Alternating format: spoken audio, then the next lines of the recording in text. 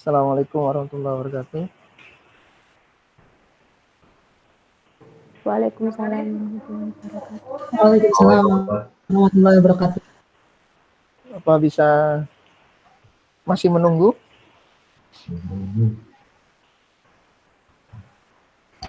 Kita mulai saja ya.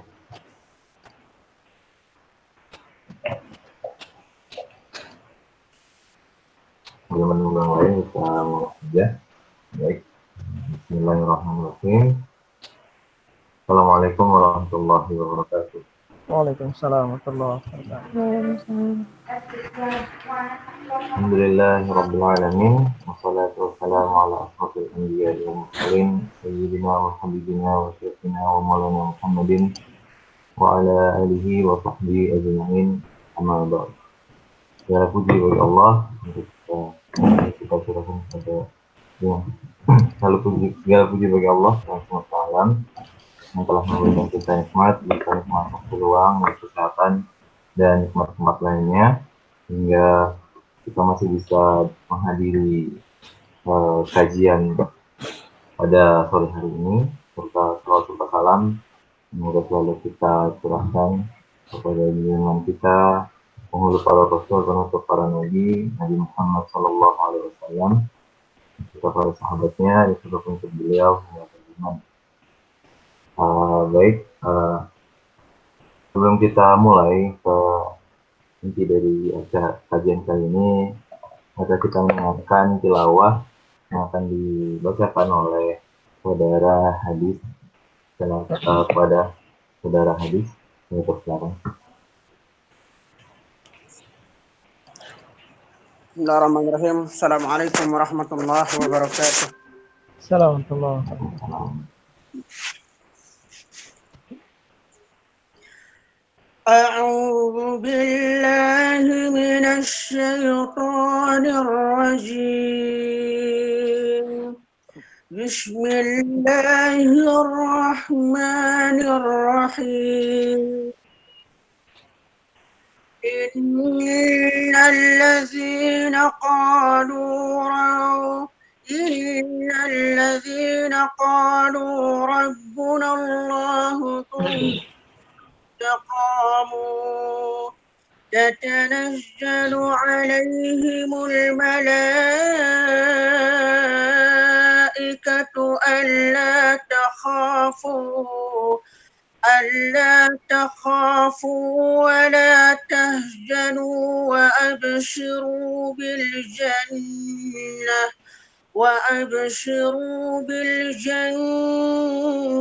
التي كنتم توعدون.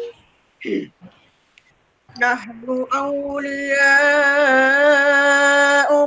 في الحياة الدنيا وفي الآخرة ولكم فيها ما تشتهي أنفسكم ولكم فيها ما تدعون نزلا من غفور رحيم.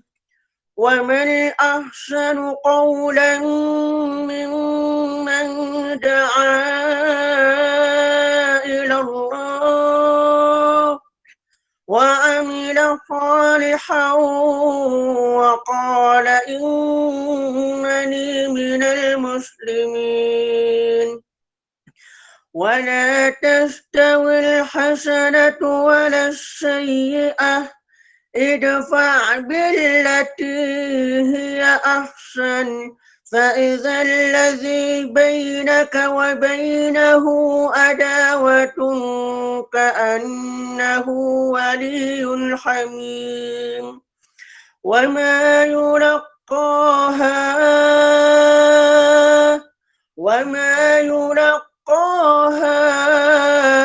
إلا الذين صبروا وما يلقاها إلا ذو حظ عظيم.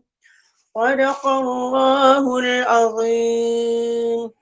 Wassalamualaikum warahmatullahi wabarakatuh. Waalaikumsalam warahmatullahi wabarakatuh.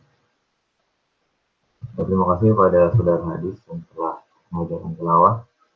Baik, mungkin nggak perlu lama-lama lagi ya. Sebelum itu, saya mau memperkenalkan diri dulu. Saya Bowo, saya akan menjadi moderator pada kajian pada sore hari ini. Kemudian yang akan menjadi pemateri pada kajian kita pada sore hari ini adalah Ustadz Yusuf. Saya bacakan dulu CV-nya. Dari Ustadz Yusuf, lahir di Samarinda, tanggal 7 bulan 6 1982, S1 di IAIN Samarinda, S2 di Universitas Muhammadiyah Malang, kemudian S3 di UIN, sedang proses ya di sana S3 yang beliau. Kemudian itu saja mungkin ya dari perkenalan sedikit dari materi kita pada sore hari ini. Baik, untuk mungkin saya mengingatkan lagi untuk teman-teman jika berkenan atau tidak ada kendala mohon dihidupkan kameranya. Baik, jangan lama-lama lagi, langsung saja saya persilakan kepada pemateri, pada Ustadz Yusuf. Saya persilakan. Assalamualaikum warahmatullahi wabarakatuh. Waalaikumsalam.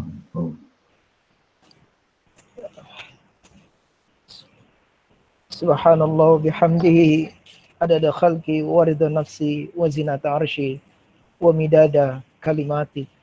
Subhanaka la ilma lana illa ma 'allamtana innaka antal alimul hakim. Rabbi zidni ilma warzuqni fahma. Ikhwa fillah rahimakumullah.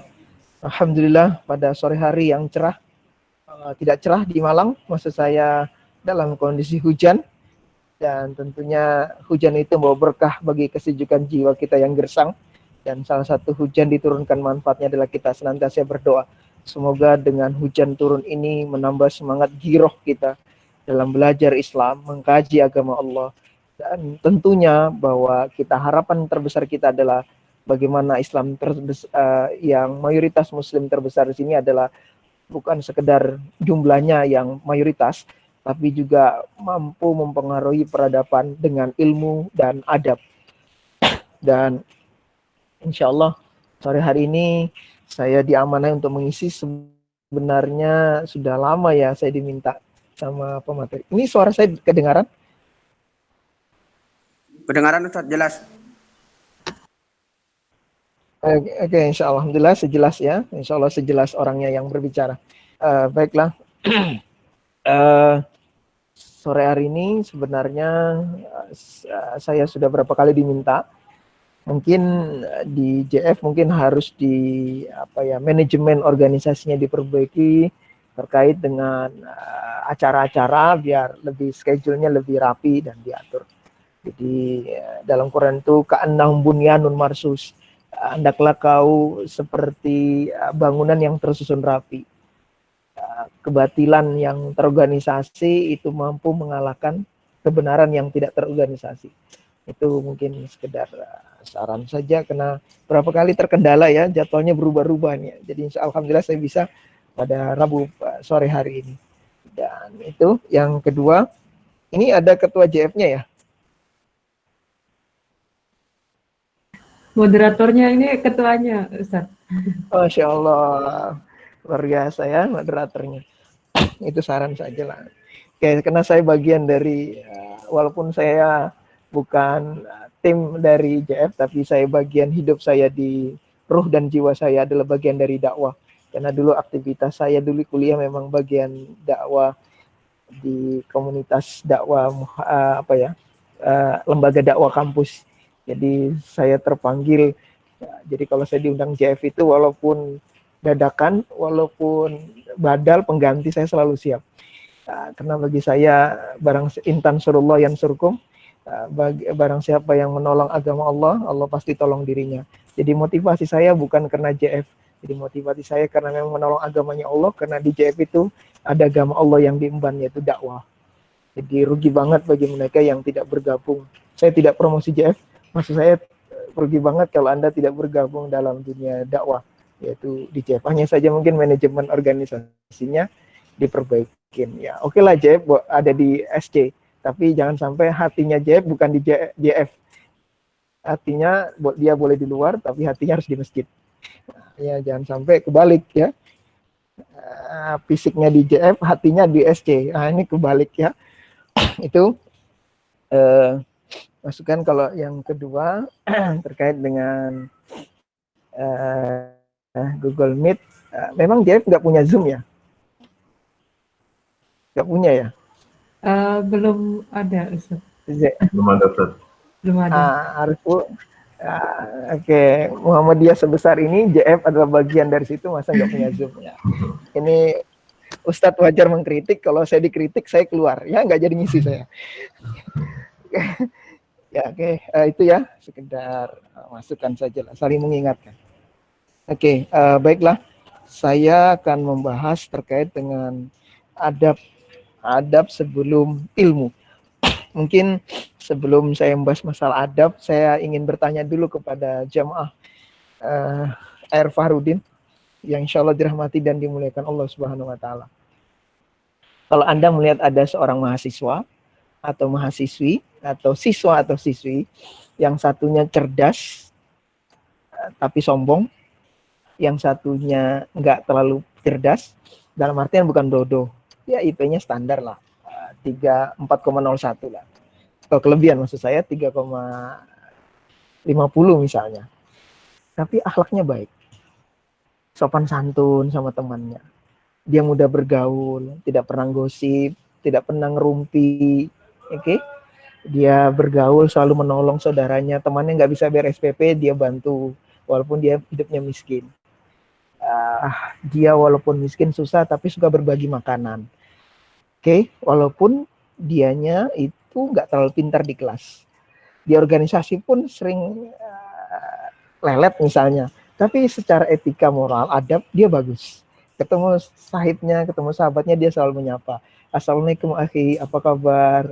Padahal secara EQ dia di bawah, yang satunya EQ-nya tinggi. Oke, mungkin 200 ya EQ-nya ya, mungkin sederajat dengan B.J. Habibie mungkin ya. Mungkin kalau diukur tuh ukurannya sudah nggak mentok sudah ya. Tapi secara akhlak adab dia sombong, nggak menyapa, nggak saling menolong, cuek, ngomongnya kasar, suka nyelekit kalau ngomong. Kira-kira Anda pilih yang mana? Yang ilmunya tinggi, EQ-nya bagus, IP-nya bagus tapi sombong, atau orang yang biasa-biasa saja tapi secara adab dia bagus? Anda pilih mana? Orang yang biasa aja, tapi Orang yang biasa-biasa aja, Ustaz. tapi adabnya Dan bagus. adabnya bagus. Oke, banyak pertanyaan ya tentunya. Tema kita hari ini membahas itu. Jadi sebenarnya sudah kesimpulannya itu sudah terjawab. Jadi nggak usah dibahas ya. Saya tutup sore hari ini. Bisa ditangkap maksud saya? Iya, Ustaz. Nah, itulah kenapa harus adab lebih penting daripada ilmu. Bukan berarti kita menafikan ilmu. Itu nggak bisa. Ilmu juga penting. Tapi di atasnya ilmu, agar ilmunya berkah, harus punya adab. Contoh selanjutnya. Yang satunya soleh. Misalnya ya, soleh itu dalam artian yang fisik yang nampak. Nutup aurat, pakai gamis, ya, pakai kaos kaki. Terus yang satunya pakai kopiah, pakai baju koko, dengan azan ke masjid, misalnya ya. Tapi kalau ada orang tua di jalan, misalnya, dia naik motor, suaranya dikencangkan, ya, kayak racing itu ya. Terus kalau ada lewat depan orang tua, dia merasa sok suci, sok bersih, dia merasa sok alim.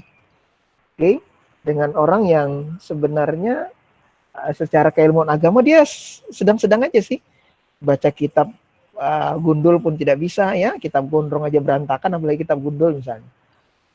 Oke, dia dalam proses belajar, tapi secara akhlak, secara adab, dia ketemu orang mudah menyapa, ada orang miskin minta-minta langsung memberi, tidak pernah suuzon dengan saudaranya. Anda akan segera memilih bahwa ternyata kesolehan kecerdasan, kepintaran itu tidak memiliki arti dan makna di tengah-tengah masyarakat jika dia tidak memiliki adab. Bisa dipahami? Understand? Paham tuh? Bisa Oke. Ustadz, Baik, Bu. alhamdulillah. Oke. Pertanyaannya kemudian, mengapa adab begitu penting dalam Islam? Oke, ini bukan soal UTS. Mengapa adab begitu penting dalam kehidupan seorang muslim? Ya, karena adab itulah yang membuat ilmu semakin berkah, semakin bertambah, semakin bermanfaat, dan orang semakin dekat dengan kita. Nah, kegagalan dakwah itu karena kita tidak memiliki adab dan akhlak. Contoh, Anda ikut di majelis ilmu, JF misalnya.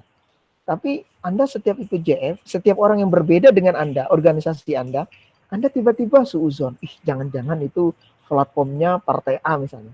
Jangan-jangan itu platformnya Muhammadiyah. Jangan-jangan itu platformnya NU. Jangan-jangan suuzon.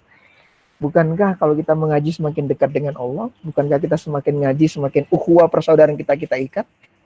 Bukankah kita semakin mengaji semakin kita bersaudara walaupun kita berbeda manhaj atau berbeda mazhab atau kita berbeda sudut pandang atau kita berbeda organisasi atau kita berbeda UKM lalu kita menebarkan kebencian atau mungkin kita berbeda ustadz lalu kita mengompor jangan ngaji sama ustadz itu ya.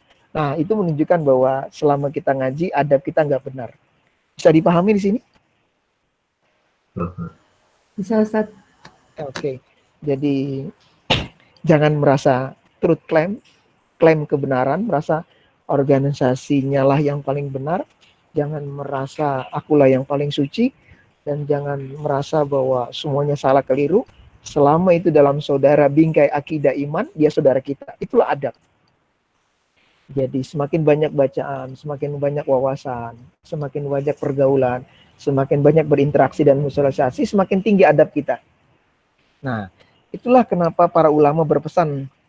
Ya, saya sebenarnya membuat PPT ya, tapi tidak sempat karena perubahan jadwal terus di JF dari hari sebelumnya, jadi saya tidak sempat membuat dan ini saya hanya membuat catatan saja.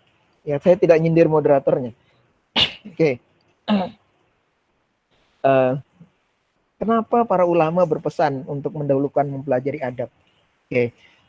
Dengan mempelajari adab, maka engkau jadi mudah memahami ilmu. Bahkan adab butuh waktu lebih banyak untuk dipelajari dibandingkan ilmu. Sebagaimana yang disampaikan oleh Syekh Ibnu Mubarak, seorang ulama yang sangat saleh berkata, aku belajar adab 30 tahun lamanya. Oke, sedangkan aku belajar ilmu hanya 20 tahun. Itu maknanya apa? Bahwa ilmu itu bisa menjadi bermakna ketika orang punya adab. Makanya adabnya lebih lama dia belajar dibandingkan ilmu. Nah, kenapa kok bisa gitu? Nah, sudah saya berikan contoh ilustrasi di awal tadi. Mahasiswa yang sederhana tapi akhlaknya baik, mahasiswa yang pintar, cerdas tapi sombong, congkak, suka menghina orang lain. Anda tidak tertarik. Apa arti sebuah IP? Oke, apa arti sebuah kecerdasan? Apa arti sebuah kepintaran jika tidak memiliki adab? Makanya ulama belajar adab lamanya selama 30 tahun. Anda tidak perlu belajar adab 30 tahun di kampus. Anda sudah drop out itu ya. Anda dibatasi waktu 4 tahun belajarnya ya. Jangan lama-lama di kampus, jadi kepala suku nanti. Oke. Nah, adab secara bahasa artinya itu adabayu adibu. Takdib itu artinya sopan santun, etika, moral, atau bisa juga disebut dengan peradaban. Nah, di sini ada Ibnu Hajar menyebutkan bahwa al-adab artinya menerapkan segala yang dipuji oleh orang, baik berupa perkataan maupun perbuatan. Sebagian ulama juga mendefinisikan adab adalah menerapkan akhlak-akhlak yang mulia. Ada memang perbedaan di kalangan ulama, ada yang bedakan antara adab dan akhlak, ada yang bedakan adab dan akhlak, tapi ada juga yang menyamakan. Letak perbedaan di mana adab itu adalah peradaban, tapi belum tentu berakhlak. Contoh, ini perbedaannya, misalnya gini, Jepang itu secara adab bagus, ya. Coba perhatikan Jepang, kalau antri, ya kan? Kalau kita kan antri juga sopan ya, sandalnya aja ditaruh situ orangnya duduk gitu ya. Antri ya di Jepang itu kan luar biasa peradabannya. Di sana itu kalau barang jatuh itu nggak hilang. Di Singapura kalau meludah sembarangan kena denda. Buang sampah sembarangan apalagi kena denda. Itu adab. Tapi apakah mereka mengenal Allah? Apakah mereka sujud dan taat kepada Allah? Apakah mereka adabnya berdasarkan iman kepada Allah? Kan tidak. Ini yang membedakan. Bisa dipahami? Jadi adab melahirkan peradaban, tapi belum tentu berakhlak. Kok bisa, Ustaz? Ya, berakhlak itu artinya mereka beribadah dan menyembah Allah, mentauhidkan Allah, mengesahkan Allah, itu akhlak. Jadi akhlak itu bagian dari akidah. Jadi orang akidahnya bagus pasti melahirkan akhlak. Akidahnya buruk pasti melahirkan akhlak yang buruk. Contoh, kalau Anda rajin sholat, kira-kira pengaruh sholat dalam hidup Anda apa? Pengaruhnya. Pengaruh sholat dalam kehidupan kita yang melahirkan akhlak itu apa? Halo? Halo guys? Apa pengaruh sholat dalam kehidupan kita? Inna sholata tanha anil fahsya iwal Munkar. Jadi orang sholat itu pasti menjaga perkataan perbuatan yang tidak berguna. Alladzina hum anil lagwi mu'ridun. Dalam Quran surah Al-Mu'min. Mereka yang beriman itu yang khusyuk dalam sholatnya menjaga perkataan perbuatan dari gosip, ngerumpi, nyakiti orang. Ya kan, ngerasanin orang, ya, mengambil hak yang bukan dirinya. Ya suka nyontek, suka ngerpe, ya. Suka copy paste, share tanpa dibaca, ya. Dan seterusnya. Nah ini berarti sholatnya tidak berpengaruh. Nah itulah akhlak namanya. Jadi ketika Anda melakukan sholat, pasti melahirkan akhlak yang mulia. Halo? Halo? Oke, takutnya saya ngomong sendiri ya. Khawatir dalam komunikasi itu kan harus ada feedback ya. Dan takutnya pada diam semua ternyata pada tidur ya. Yang kedua,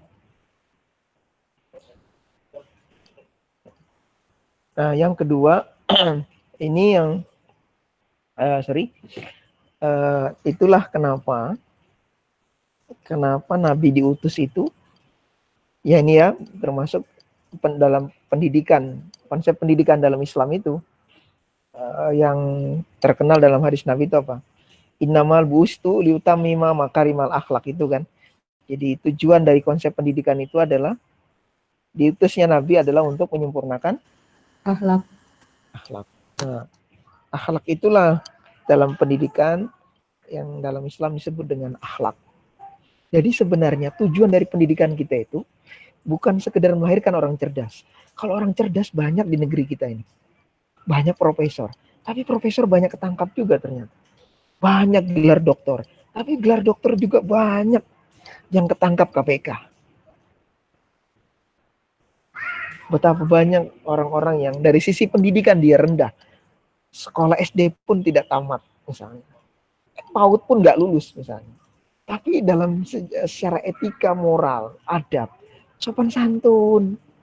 Coba orang tua-tua kita dulu, rata-rata sekolahnya. Ya zamannya Soekarno lah terutama. Lihat nih, sekolahnya kan rata-rata sekolah rakyat, sekolah biasa. SD kadang nggak lulus, tapi bayangkan nilai-nilai pendidikan yang ditanamkan kepada anaknya. Coba Anda bandingkan, lulusnya anak SD dulu dengan anak kuliah sekarang, sama atau beda? Hasil outputnya.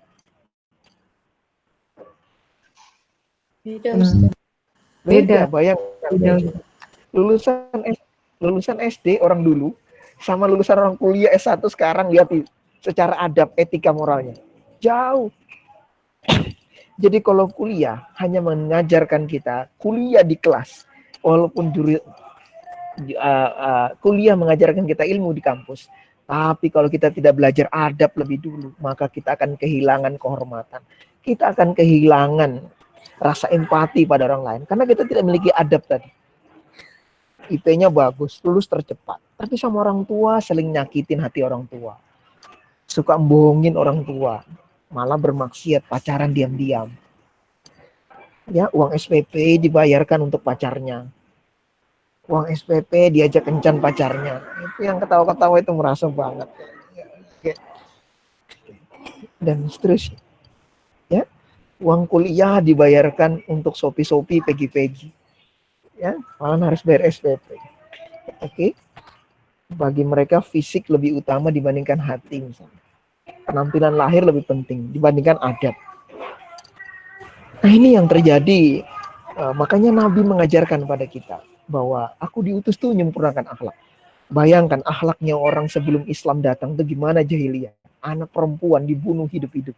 Bayangkan anak perempuan hidup-hidup tuh dibunuh. Beda zaman Nabi Musa, anak laki-laki yang dibunuh. Nah, karena Firaun takut terganggu kekuasaan. Makanya Musa selamat. Karena dilindungi Allah, karena dia Nabi. Bayangkan sekarang ya, kalau zaman itu terjadi zamannya Nabi Musa. Sekarang kan zaman Nabi Musa, zaman Nabi kan terulang kembali. Yang laki dibunuh, yang perempuan juga dibunuh. Gara-gara pacaran, gara-gara warisan, dan seterusnya. Ini yang terjadi. Nah, bayangkan, adabnya kan rusak sekarang. Sekarang, Anda mungkin dengar berita ya. Bayangkan, tiap hari kita mendengar apa? Kriminal, pembunuhan, pemerkosaan. Bayangkan, itu yang terjadi. Kehilangan adab. Siapa yang membuat wanita merasa aman keluar rumahnya? Siapa memberikan rasa aman wanita untuk berkeluar rumah untuk belajar? Dia terancam. Terancam apa? Terancam kesucian dirinya. Terancam kehormatannya. Bayangkan, zaman sekarang peradabannya hancur. Adabnya rusak. Karena pendidikan kita itu hanya melahirkan orang punya ijazah. Pendidikan kita itu melahirkan orang dapat kerja. Tapi lupa, pendidikan itu bukan sekedar dapat kerja. Tapi pendidikan itu melahirkan orang beradab. Melahirkan orang yang memiliki akhlak yang mulia. Dengan akhlak mulia itu kita dicari orang. Dengan akhlak mulia itu kita dirindukan orang. Coba deh teman-teman Anda yang di JF atau temanapun Anda di kelas. Terutama anak JF di kelas. Perhatikan anak JF di kelas itu. Atau anak JF berinteraksi di kampus misalnya. Perhatikan. Apakah akhlaknya itu membuat orang senang? Apakah akhlaknya itu membuat orang kagum melihat JF lalu bergabung pada JF? Jangan-jangan JF tidak menggambarkan sosok orang yang beradab. Di kelas sering terlambat, ya suka ngerumpi, ya kan anak JF gitu. Allah, dengar azan, I don't care, masuk masjid malah kesurupan. Kan lucu juga anak JF mungkin. Tapi bukan di sini ya. Ya. Nah ini yang terjadi. Jadi pendidikan itu sebenarnya bukan melahirkan orang cerdas. Kalau cerdas saja, Google Translate, Mbah Google, Syekh Google, itu bisa membuat Anda pintar, tapi Syekh Google tidak bisa membuat Anda beradab. Beradab itu melalui pelajaran, ikut di majelis taklim, ikut di majelis ilmu, berinteraksi dengan orang yang soleh, menebarkan kesolehan, sehingga memunculkan akhlak yang mulia. Makanya, kenapa Nabi itu disenangi oleh kawan lawannya, dikagumi oleh temannya, disenangi, bayangan, ditakuti sama lawannya, disegani sama lawannya. Karena Nabi memiliki akhlak yang baik. Nabi itu ditolak bukan karena akhlaknya. Nabi itu ditolak karena materi dakwanya itu merusak apa? Merusak orang jahiliyah yang menyembah patung.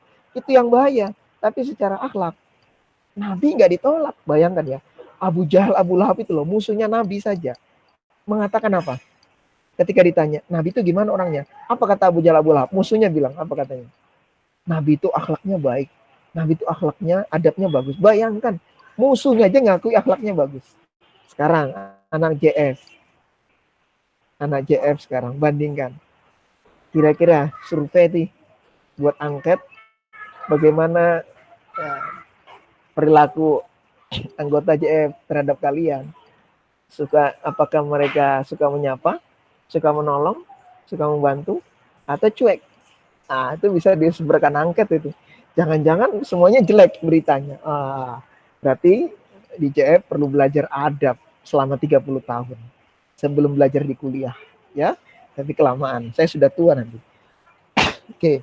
Nah, Nabi saja dididik adab. Bayangkan, kata Nabi apa? Adabani Rabbi fa'ahsani ta'dibi. Jadi kata Nabi, aku tuh diajarkan adab oleh Robku. Berarti Nabi itu dididik juga sama Allah. Makanya akhlak Nabi mulia. Makanya ketika Aisyah ditanya, gimana akhlak Nabi? Apa jawabannya Aisyah? Karena khuluqul Quran. Sesungguhnya akhlak Nabi itu Al-Quran. Jadi kalau melihat Quran berjalan itu ya akhlak Nabi. Bagaimana Nabi bergaul sama anak yatim.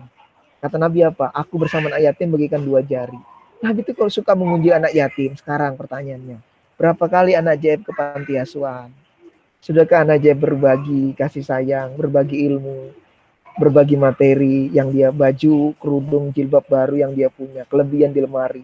Ya, sampai makanan berhambur-hambur di kos, taruh di kulkas penuh. Sedangkan anak panti asuhan kadang makan, kadang enggak. Kadang yang dimakan pun basi. Tidak punya baju untuk menutup auratnya. Anak-anak jaib punya banyak baju, banyak kerudung, tapi nggak pernah berbagi. Sukanya fashion show, ya. Sukanya modis, stylish, tapi lupa ada anak panti yang juga harus dibantu pakaiannya. Sudahkah dia melakukan adab seperti itu? Halo? Halo? Anybody home? Ada Ustaz. Ya, Halo, Ustaz. ya. Ini kok diam semua, takutnya kesurupan. Saya susah ngerukyahnya lewat Google Meet ini. Suara saya pas ya? Pas suara saya kedengaran? Iya, kedengaran Ustaz. Jelas, jelas. Pas ya? Insya Allah sepas orangnya. Saya selalu pas di hati Anda. Saya lanjut. Berarti Nabi saja diajarkan tentang adab. Nabi saja diajarkan adab sama Allah Subhanahu wa taala. Masa Anda orang kuliah S1 lagi? Kuliahnya di Muhammadiyah lagi, pakai nama Muhammad lagi.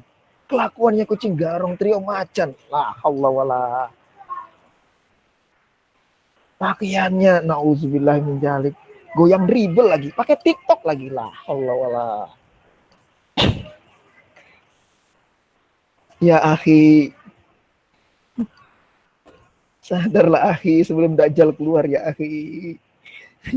Nah itu yang terjadi. Nah jadi Nabi saja diajarkan sama Allah. Masa Anda tidak mau belajar adab? Jadi adab itu ya akhlak. Walaupun ada yang membedakan. Ya, makanya adab itu banyak. Adab makan, adab tidur, adab berbicara. Itu akhlak sebenarnya. Ya, tapi kita tidak memperdebatkan antara akhlak dan adab. Tujuan kita dalam kajian itu bukan itu perbedaan. Yang penting kita memiliki adab. Oke, hello. Yes, Ustaz. Oke, deal? Deal ya? Oke. Ini saya jadi haus ya. Suaranya sudah menaik. Serak jadinya. Susah ya? Nggak ada air minum di sini. Air hujan yang ada. Oke, saya lanjut. Oke. Dalil wajib menerapkan dalam menuntut ilmu. Oleh karena itu, yang paling penting dalam hidup kita adalah bahwa akhlak itu penting, adab itu penting, sehingga Nabi SAW berkata dalam hadisnya, akmalul mu'minin imanan ahsanuhum khuluqan. Kaum mukmin yang paling sempurna imannya adalah yang paling baik akhlaknya. Berarti orang yang paling baik akhlaknya itu orang mukmin, orang yang berislam itu yang paling bagus adalah orang yang paling baik akhlaknya. Sekarang Anda cek ke teman dekat Anda. Ya, apakah dia merasa enak bersama Anda? Apakah dia merasa nyaman dengan Anda? Apakah dia betah di JF? Apakah dia betah satu kelas dengan Anda? Apakah dia betah satu kelas dengan Anda? Satu kos dengan Anda? Atau apakah dia merindukan kedatangan Anda? Atau dia menangisi kepergian Anda? Atau sebaliknya, ketika kamu datang, dia kesurupan. Ketika kamu pergi, dia sholat taubat. Itu harus segera dievaluasi ya, di cross check. Karena mukmin yang paling sempurna itu yang baik akhlaknya. Nah, bagaimana akhlak yang baik? Satu, tutur katanya baik, tidak nyinggung, tidak membuli. Ya, aku nggak bully Ustadz, cuma ngupdate status Ustadz, nyindir sama aja itu ya. Nah, statusnya dibaca teman lagi ya. Teman yang baca pas itu yang disindir. Nah, itu ya. Jadi bagaimana akhlak Anda sama orang tua? Sudahkah Anda berakhlak? Apakah Anda sering membentak orang tua Anda? Apakah Anda kalau disuruh suka marah-marah sama orang tua Anda? Apakah Anda sudah membantu pekerjaan rumah orang tua Anda? Mencuci baju sendiri atau enggak? Mencuci baju orang tua enggak? Atau orang tua yang sudah jompo maksud saya? Jompo ya, bukan jomblo ya. Jompo, apakah Anda sudah mencucikan pakaiannya? Anda ceboki pantatnya ketika dia sudah rentah, lupa, pikun? Atau jangan-jangan Anda menitipkan dia ke panti asuhan? Sorry, ke panti jombo. Jompo. Ya, maksud saya jompo sama jomblo agak mirip-mirip. Ke panti jompo. Oke, jangan sampai ada anak JF nanti ketemu orang tuanya sudah rentah, sudah tua, sudah pikun, dititipkan ke panti asuhan, dititipkan ke panti jompo. Oke, bahkan dilempar orang tuanya, dibunuh orang tuanya, disiksa orang tuanya, dimarah-marah orang tuanya, jijik sama orang tuanya, malu jalan sama orang tuanya, bahwa kalau itu yang terjadi, percuma kuliah Anda selama 4 tahun. Percuma Anda bergabung di JF. Percuma Anda mendapatkan IP yang bagus, dan sia-sia Anda mendapatkan prestasi di kampus kalau kelakuan Anda, adab Anda sama orang tua tidak mencerminkan Anda seorang beriman dan berislam. Oke. Jadi mukmin yang baik, apakah Anda sudah baik kepada tetangga, teman Anda? Apakah Anda sudah baik sama dosen-dosen Anda, cara bertutur kata? Nah, kalau itu belum, maka pelajari bagaimana adab bertetangga, bagaimana adab berteman, bagaimana adab dengan non-muslim Anda pelajari. Ya. Halo? Ya. Bisa dipahami ya? Iya, bisa, Ustaz. Oke. Yang kedua, ternyata ya, tapi bukan berarti kita menafikan ibadah ya.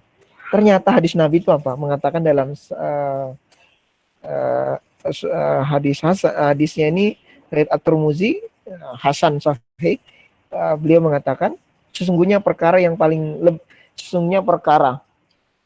lebih berat di timbangan amal bagi seorang mukmin adalah akhlak yang baik. Dan Allah tidak menyukai orang yang berbicara keji lagi kotor. Berarti yang memberatkan timbangan kita di akhirat itu apa? Bukan sholat, bukan zakat, bukan haji, bukan puasa. Ternyata akhlak. Kalau gitu nggak usah sholat, Ustaz, nggak usah zakat. Salah juga maksudnya. Kalau Anda sudah rajin sholat, rajin beribadah, ilmunya sudah bagus, adabnya pasti lebih bagus. Akhlaknya pasti bagus. Sehingga itulah yang memberatkan timbangan. Jadi kalau Anda rajin sholat, tapi suka nyakiti hati orang, suka nyakiti orang tua, suka bentak, rajin sholat, tapi pelitnya 7 turunan, ya makan cilok disembunyikan sampai bambunya, tusukannya ditelan biar nggak ketahuan bekasnya, misalnya ya, dan sebagainya, ya punya makanan disembunyikan, ya nggak mau berbagi, pelitnya nauzubillah 7 turunan pelitnya ya, ada makanan, ya kucing di samping ditendang, ya paling kucing minta tulangnya pun nggak dikasih sama dia, dimakan juga sama dia. La haula wala, saking pelitnya sama hewan. Dia nggak memiliki adab, kasih sayang pada hewan. Malah Nabi itu loh, Masya Allah sayangnya pada hewan. Saking sayangnya, nyembelih aja kata Nabi, disuruh tajamkan pisaunya. Bayangkan Nabi nyembelih hewan itu loh ditajamkan. Kalau mengasah pisau jangan depan hewan.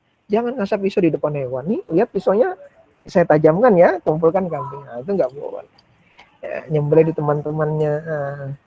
Ya, bayangkan adabnya Nabi pada hewan, pada tumbuh-tumbuhan. Nabi nggak pernah buang sampah sembarangan. Ya, Nabi nggak pernah mencaci maki orang, mencela orang, mencela berbeda pemikiran dan seterusnya. Jadi orang yang beriman itu, orang yang berilmu itu, dia semakin beradab. Dia menghargai perbedaan. Dia menghargai ada organisasi di luar Muhammadiyah. Dia menghargai ada organisasi di luar NU. Dia menghargai ada organisasi di luar Persis, Salafi, dan seterusnya. Dia menghargai di luar ada IMM, ada HMI, ada KAMI, ya kan? Dan seterusnya. Itulah saudara muslim. Dia tidak mencela, mengkafirkan selama dia sholat 5 waktu. Selama dia beribadah dan tauhidnya benar. Inilah saudara kita. Bukankah dalam Quran innamal mu'minuna ikhwah fa asli jata baik. Orang beriman itu bersaudara. Jika ada konflik, beda pemahaman, damaikan dia. Jangan dikompor-komporin. Ini sukanya ngompor-ngomporin ya. Gara-gara beda aku, gara-gara beda gebet, gara-gara gebetan sama ya, berantem. La haula wala ya. Ikut DJF hanya mencari sesuatu motif duniawi, hanya mencari jodoh dan seterusnya. Nah, ini yang harus diluruskan, termasuk mencari ilmu. Oke, saya tinggal berapa menit biar saya percepat. Sampai 4.30. 4.30 ya. Ini waktu bagian mana ini? Ini 4.30 ini. Indonesia Bagian Malang, Barat. kalau bagian Malang. Oke. Takutnya bahaya nanti salah bagian, nanti ternyata di sana sudah maghrib. Saya di sini masih sore ya. Oke. Nah, kalau habis berapa menit saya dikasih tahu ya, biar saya mempercepat. Oke. Nah, urgensi adab bagi penuntut ilmu. Ya. Kenapa adab itu penting? Sebagaimana dikatakan oleh Abu Zakaria An-Nabari rahimahullah, beliau mengatakan ilmu tanpa adab seperti api tanpa kayu bakar. Jadi api tanpa kayu bakar, ya menyala tapi nggak memberikan manfaat. Dan adab tanpa ilmu seperti jasad tanpa ruh. Gimana itu ya? Jasad tanpa ruh. Jadi kalau Anda punya ilmu, IP-nya selalu 4,01, 4,00 maksud saya, ya, DJF aktif, tapi nggak punya adab. Itu ibaratnya, kata tabiin, itu katanya ibarat jasad tanpa ruh. Berarti kan sama dengan bangkai. Bayangkan Anda tanpa ilmu itu kayak bangkai jadinya. Nah, Yusuf bin Al-Husain rahimahullah mengatakan, dengan adab engkau akan memahami ilmu. Jadi dengan kita memiliki adab, nanti Allah bukakan pintu-pintu ilmu. Kau bisa, Ustaz? Ya iyalah. Dia menghargai perbedaan. Dia santun dan baik sama orang. Orang jadi senang dengan dia. Lalu orang mendoakannya. Dan Allah suka kalau Allah tambahkan ilmu itu. Oke. Dan menurut ulama lain, belajarlah adab sebelum belajar ilmu. Jadi belajarlah adab sebelum belajar ilmu. Nah, adab dalam menuntut ilmu yang membuat kita semakin berkah hidup kita, membuat kita semakin disenangin orang, membuat kita semakin dirindukan orang, membuat kita semakin dinanti-nantikan orang. Jasadnya sudah mati, dikubur, tapi namanya selalu dikenang orang lain. Bukan dikenang mantan ya, dikenang maksud saya. Kuburannya selalu dikunjungin, didoakan, bukan meminta, tapi didoakan. Umur itu kan pendek, tapi akhlak adab kita kan selamanya dikenang orang. Misalnya Muhammad Susanto meninggal. Saya bukan mendoakan ya, maksudnya meninggal. Semua kan pasti mati. Muhammad Susanto meninggal. Terus dikenang. Nah, dikenang ada dua, dikenang buruknya atau dikenang baiknya. Nah, di batu nisannya di situ. Itu batu nisan nama Susanto aja orang nggak mau lihat ya. Dia ketojep tapi kelakuannya buruk, suka menghina, suka nyakiti dan seterusnya. Nah, artinya Muhammad Susanto tidak memberi makna bagi teman-temannya ya, bahkan ziarahnya pun nggak ada yang mengunjungin ya, dikunjungin pun malah nggak didoakan, malah didoakannya supaya masuk neraka gitu kan. Nah, malah bahaya ya. Nah, tapi kalau dia bermanfaat, insya Allah didoakan orang. Pasti itu ya. Nah, karena kita ini butuh doa orang yang hidup ya. Kalau kita meninggal ya. Nah, persoalannya sekarang banyak orang yang hidup minta sama yang meninggal. Ini terbalik juga ya. Ini tauhidnya rusak nih. Oke. Kemudian dengan adab itu bertambahnya Allah tambahkan ilmunya, kemudian Allah tambahkan keberkahannya dan mengangkat derajat dan seterusnya ya. Oke. Nah itu terkait dengan adab. Dan pendapat yang lain,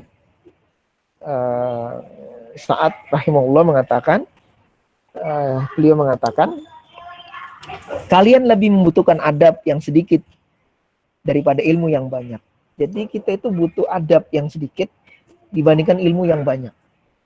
Kalau kita bicara idealnya, tentunya adab lebih banyak dibandingkan ilmu. Atau balance. Ya, adab dan ilmunya sama banyaknya. Ya, tapi kan semua kita proses. Bukan berarti yang berbicara di depan Anda ini itu orang yang paling beradab. Tidak. Karena saya ini manusia. Manusia itu ada nafsunya, ya, ada dorongan maksiatnya, ada dorongan taatnya. Fa'alhama fujuraha wa taqwaha.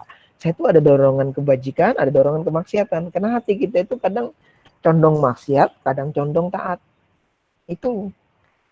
Makanya kita selalu berdoa, ya muqallibal qulub, sabit qalbi ala dinik wala tu'atik. Ya Allah, yang bolak-balikan hati, tetapkan hatiku, gantungkan hatiku tetap di masjid Air Pahrudin ya Allah. Nah, ya, walaupun tepatnya di SC ya Allah misalnya gitu ya. Nah, dan seterusnya. Nah, itu adab ya. Jadi kita mohon agar diberikan Allah adab dan ilmu tentunya. Oke. Nah, pertanyaan sekarang berarti baru kita masuk ilmu. Tadi kita bicara adab. Sekarang kita ilmu. Singkat ya sebelum saya akhiri. Betapa pentingnya kita langsung poinnya aja karena ilmu itu sudah paham semua. Yang adab ini yang harus kita perbaikin. Jangan sampai anak JF lewat di kampus, lewat di kampung, lewat di masyarakat. Ketika KKN PPL sebutannya gini, dasar nggak punya adab. Itu alamat sudah itu. Kalau ada orang bilang ke kita, ya jangan sampai ada orang bilang ke kita, dasar anak nggak punya adab. Waduh, segera cepat-cepat sholat taubat, mohon ampun, ya itu berarti kita tidak bermanfaat. Oke, nah, bagaimana Islam memahami tentang pentingnya menuntut ilmu? Sebenarnya bukan menuntut ilmu ya, karena ilmu nggak bisa dituntut, ya karena dia tidak salah. Tapi bukan itu maksud saya. Artinya kita memang harus mempelajari ilmu. Tentunya ilmu itu ada dua ya, bukan dibedakan ya. Imam Al-Ghazali membedakan itu bukan berarti mendikotomikan lebih penting mana, tapi tidak. Imam Al-Ghazali mengatakan ada ilmu fardu ain, ada ilmu fardu kifayah.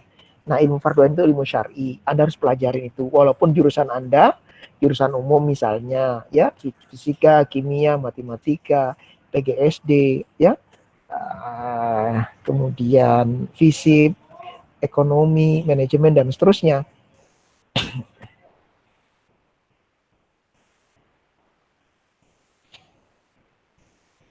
Dan seterusnya ya. Jadi semua ilmu itu penting yang harus kita pelajari, bukan membedakan tapi memetakan mana yang prioritas. Sekarang saya tanya, kalau Anda sholat 5 waktu itu kan secara pribadi kan, kalau Anda zakat kan secara pribadi. Bayangkan kalau Anda sholatnya nggak tahu ilmunya, diterima atau ditolak? Anda zakat nggak tahu ilmunya, Anda sholat, haji, umroh tidak tahu ilmunya.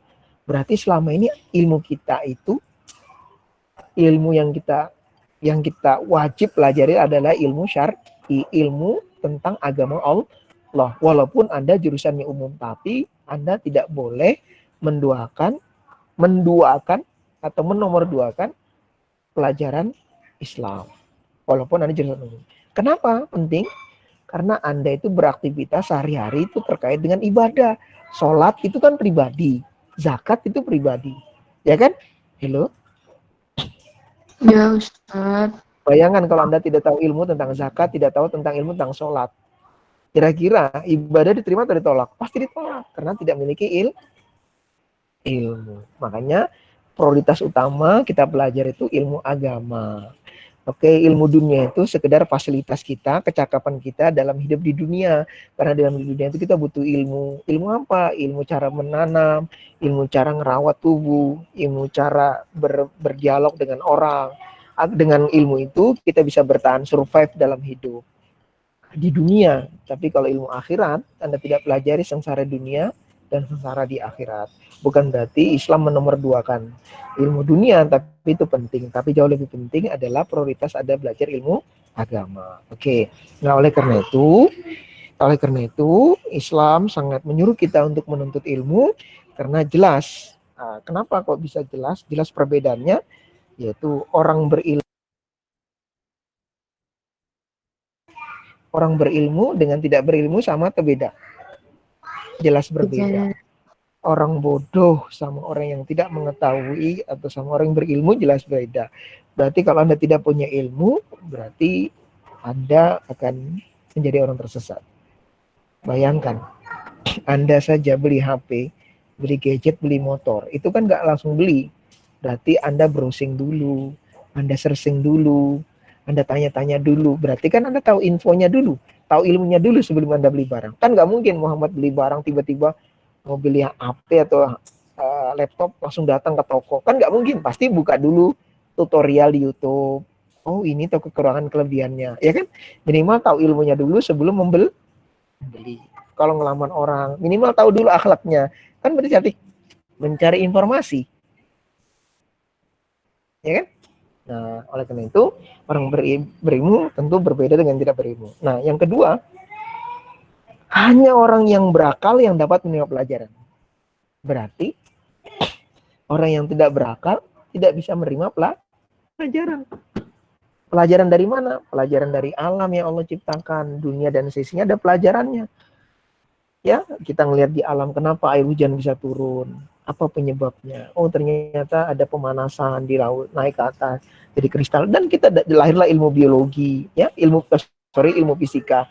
Kenapa orang bisa hamil, melahirkan anak? Lahirlah ilmu biologi dan seterusnya. Kenapa orang bisa memahami pendidikan anak dan seterusnya? Lahirlah ilmu psikologi dan seterusnya. Nah, dengan kita berpikir lalu melahirkan satu disiplin ilmu dan seterusnya. Nah, oleh karena itu hanya orang berakal. Makanya Islam itu sangat benci, sangat marah kepada orang yang merusak akal. Dengan cara apa merusak akal? Minum minuman keras, ya, minum batu bata, ya, minum aspal. Bukan itu ya. Maksudnya minuman keras itu tahu ya minuman keras ya? Saya nggak perlu jelaskan lah. Ya, bukan batu koral, ya, bukan batu bata, bukan itu maksud saya. Jadi merusak akal, ya. Nah, itu merusak akal. Makanya orang merusak akal. Makanya Barat itu kan menghancurkan anak muda kita kan dengan minum-minuman, dengan obat-obatan, agar akalnya rusak, otaknya rusak, sehingga banyak terjadi maksiat. Makanya kan ada undang-undang apa ya? Kemarin kan diprotes sama ormas Islam membolehkan investasi miras. Mungkin Ahmad Jaya harus up to date itu ya. Mau disahkan, ternyata alhamdulillah Allah menolong dan Allah amankan sehingga tidak terjadi ada saham miras. Itu caranya orang Barat menghancurkan Muslim itu dengan cara minum-minuman keras, obat-obatan. Makanya Islam itu sangat tidak menganjurkan tentang minuman keras dan narkoba itu. Oke, saya lanjut, saya cepat. Hanya orang yang berilmu yang mampu membedakan mana jalan yang benar dan mana jalan yang salah, mana yang haram, mana yang halal. Jadi dengan ilmu itu Allah dengan ilmu itu kita bisa menyelamatkan diri kita. Coba Anda kalau nggak punya ilmu, Anda kan nggak bisa membedakan ini makanannya halal atau haram, nggak bisa membedakan. Ya kan, Anda makan aja, paling itu haram karena nggak punya ilmunya. Makanya ilmu itu penting, ya, mengantarkan kita kepada keselamatan di dunia dan keselamatan akhirat. Kita boleh miskin, bukan berarti kita minta miskin. Kalau takdir kita miskin, tapi jangan sampai kita miskin ilmu. Orang kalau miskin ilmu, korupsi. Orang kalau miskin ilmu, pindah agama. Orang kalau miskin ilmu, makan yang haram. Oke? Kita miskin harta, kadang bayar SPP, kadang ngutang, nggak masalah. Tapi jangan sampai kita miskin ilmu. Kalau kita miskin ilmu, kita jadi orang yang bodoh. Kalau jadi orang bodoh, kerjaan kita minta-minta, jadi pengemis. Ya, kerjaan kita menipu orang karena kita nggak punya ilmu. Bayangkan kalau kita punya ilmu, kita miskin tapi kita punya ilmu. Terangkat derajatnya, kita dihormati orang karena kita punya ilmu. Orang tua miskin, nggak punya harta, tapi anaknya bisa kuliah, bisa sekolah. Orang tuanya bangga. Orang tetangga juga senang tuh, anaknya ibu tuh loh kerjanya kepegadaian, suka ngutang kiri kanan. Tapi anaknya kok kuliah ya, anaknya kok berilmu ya, anaknya kok prestasi ya, anaknya kok beradab lah. Masya Allah, orang jadi senang karena memiliki ilmu. Oleh karena itu, ilmu sangat penting. Dengan ilmu itu mengantarkan pada kebahagiaan dunia akhirat. Dan kenapa kita memiliki ilmu? Manfaatnya adalah agar kita melakukan suatu amal didasarkan ilmu, dan dengan ilmu itu Allah terima ibadah kita karena berdasarkan ilmu. Dengan kita belajar ilmu memudahkan kita masuk surga, karena setiap langkah kita menuju surga. Jadi masuk surga itu gampang ternyata ya. Sering-sering ke kampus. Ya, sekarang sudah Ustaz. Pandemi kayak gini kan susah ke kampus lewat Zoom ya. Yang apa niatkan mencari ilmu, itu juga bagian dari mudah masuk surga. Oke, kemudian ilmu mengantarkan kita, menghibur kita, jadi obat kegalauan, obat kegelisahan, obat kehampaan, itu ilmu. Kenapa kita gelisah hampa? Karena kita nggak punya ilmunya. Misalnya Anda jatuh hati, gelisah, takut diambil orang. Karena nggak punya ilmunya. Tapi kalau tahu ilmunya, oh iya ya, jodoh nggak ketukar. Kalau aku pacaran, belum tentu jodoh saya. Jangan-jangan aku jaga jodohnya orang. Sudah jaga jodohnya orang, nikah lagi. Akhirnya jadi mantan. Habis itu menghadiri pernikahan mantan. Oh, sakitnya itu di mana-mana lagi, gitu kan?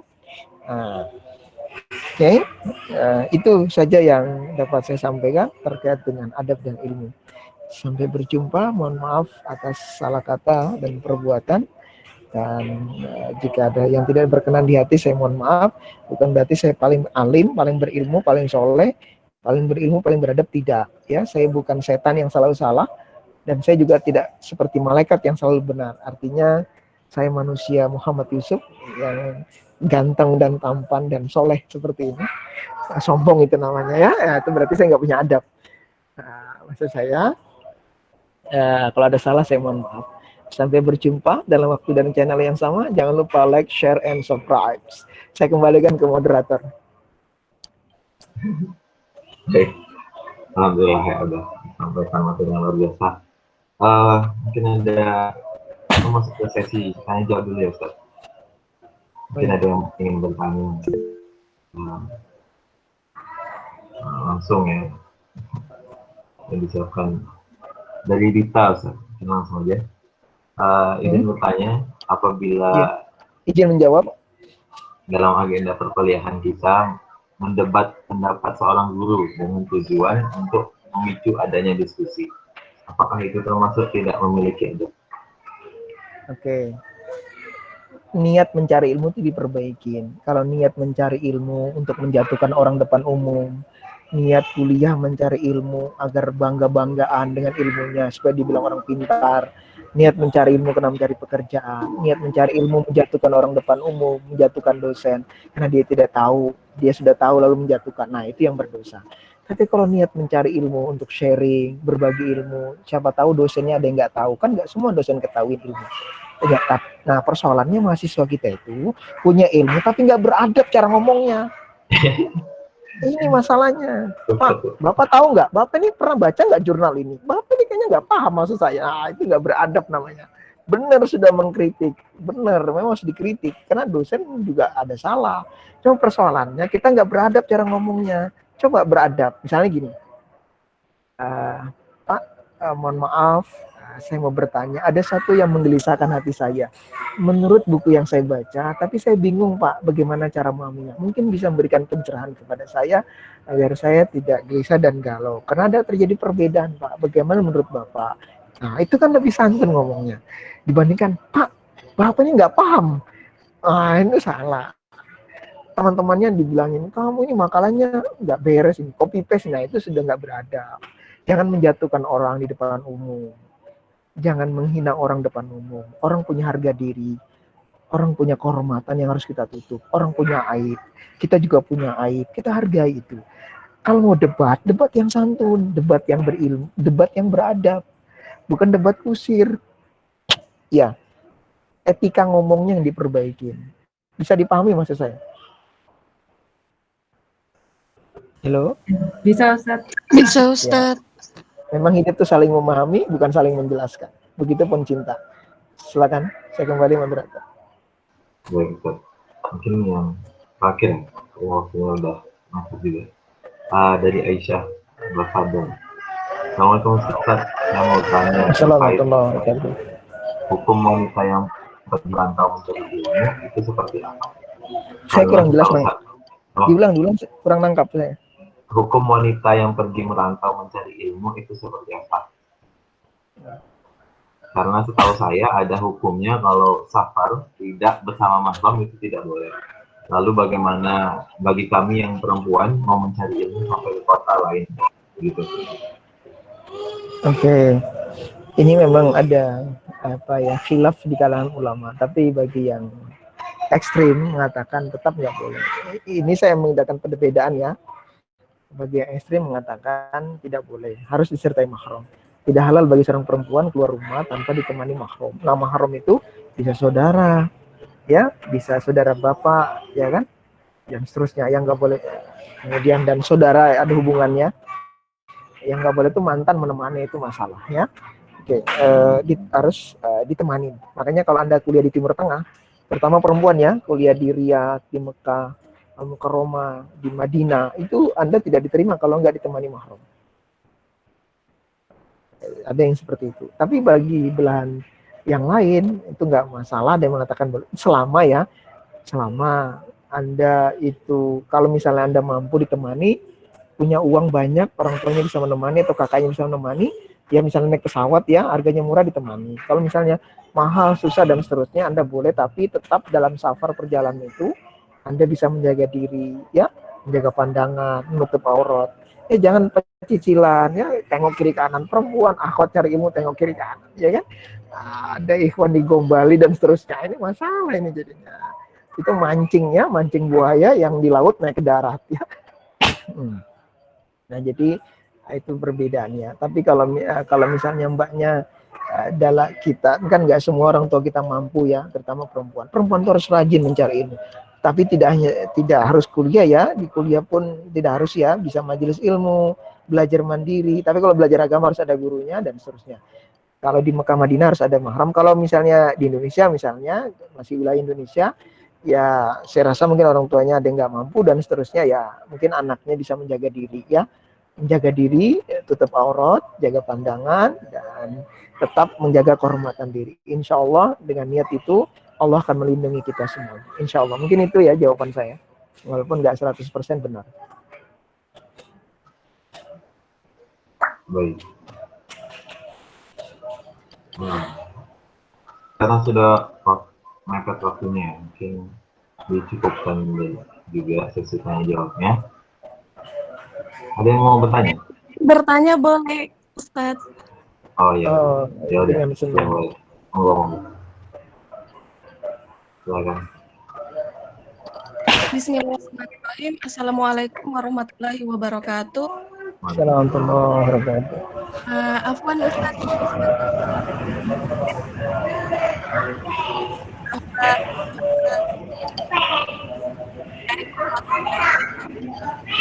Misalnya ya, ada seseorang yang ingin banget,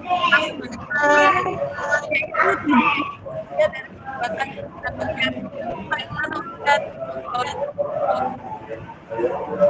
Suaranya kurang jelas, mungkin moderator bisa membantu nanti. Bisa diulang atau ditulis saja mungkin, Mbak. Kalau Isnawati. Jadi ya. Gini, ya. Kedengaran ya Ustadz? Ya, sekarang Ya.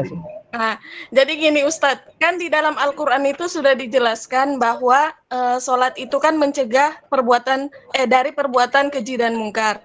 Nah, misalnya ada seseorang yang sholatnya itu rajin banget, tapi sholatnya itu tidak mencegah dia dari perbuatan keji dan mungkar. Nah, itu bagaimana Ustadz?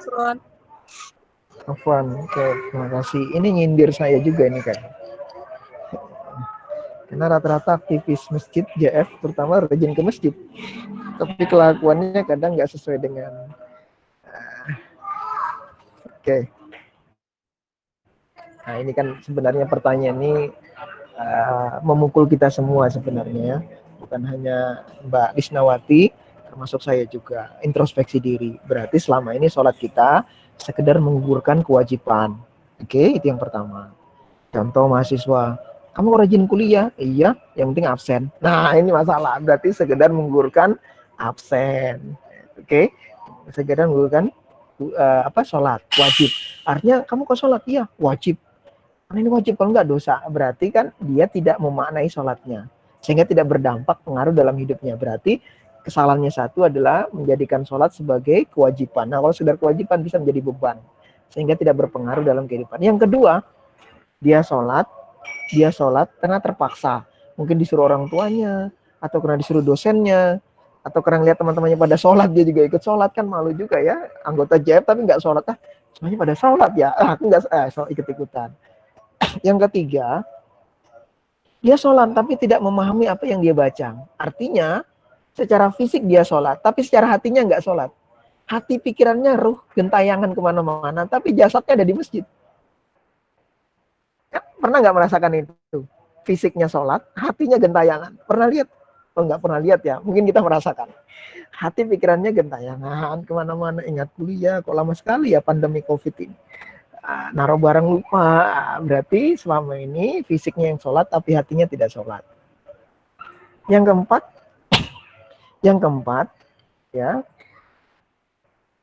itu berat, dia tidak yang keempat dia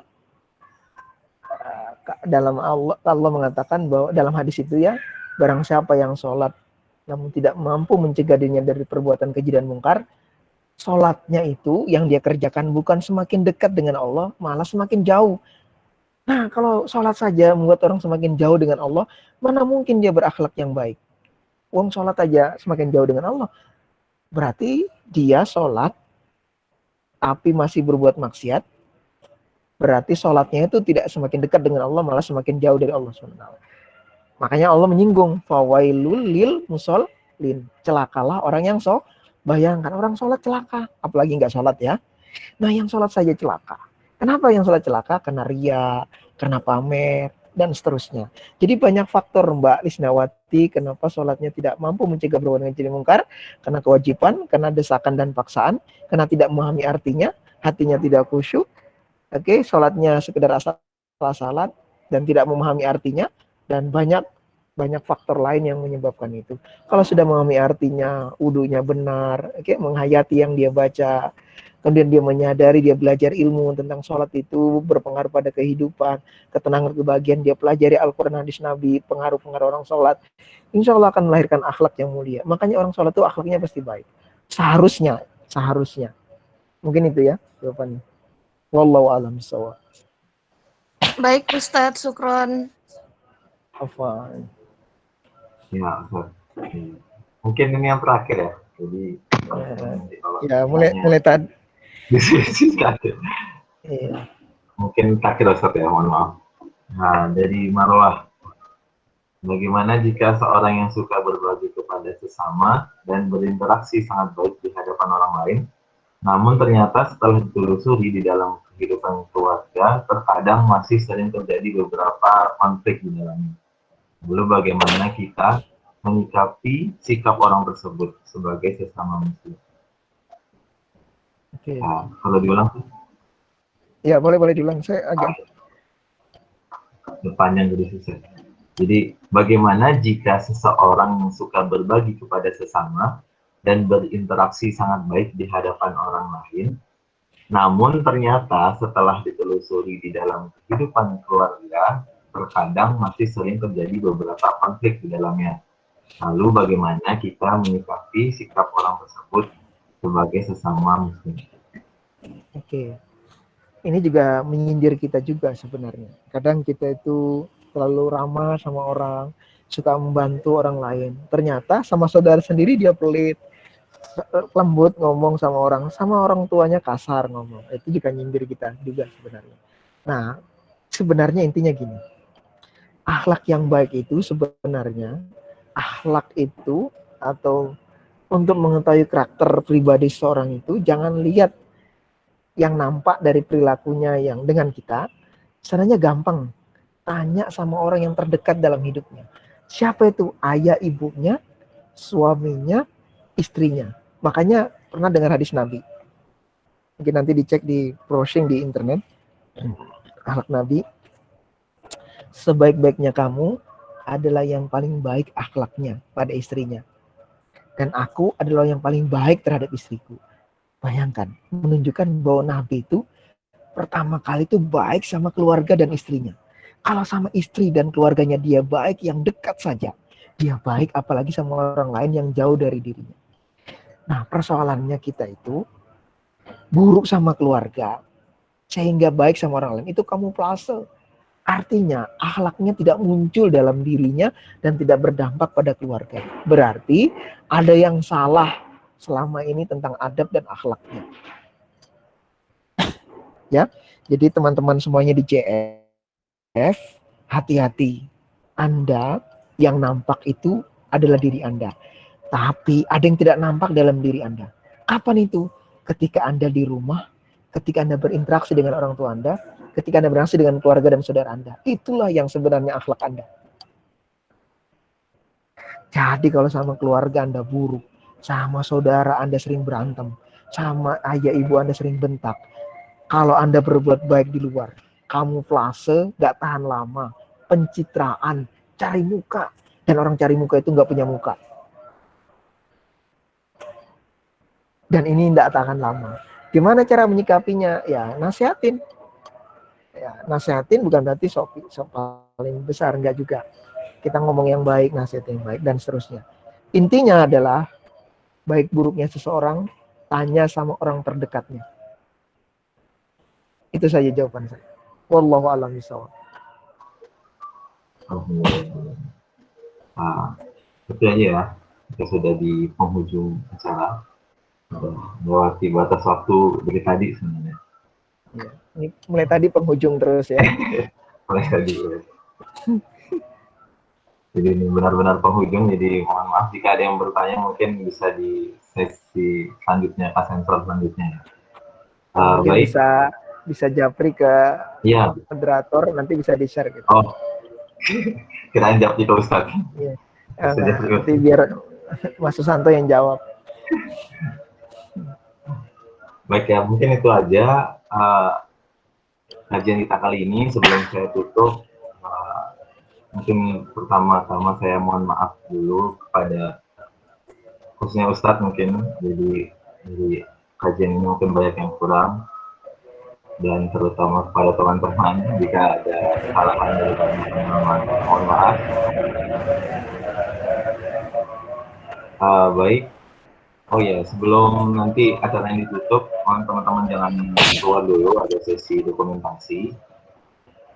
Marilah kita tutup kajian kali ini dengan bacaan alhamdulillah. Alhamdulillahirrahmanirrahim. Subhanakallahumma bihamdika asyhadu an la ilaha illa anta astaghfiruka wa atubu ilaik. Tutup, semoga teman-teman selalu diberi kesehatan. Assalamualaikum warahmatullahi wabarakatuh. Waalaikumsalam warahmatullahi wabarakatuh.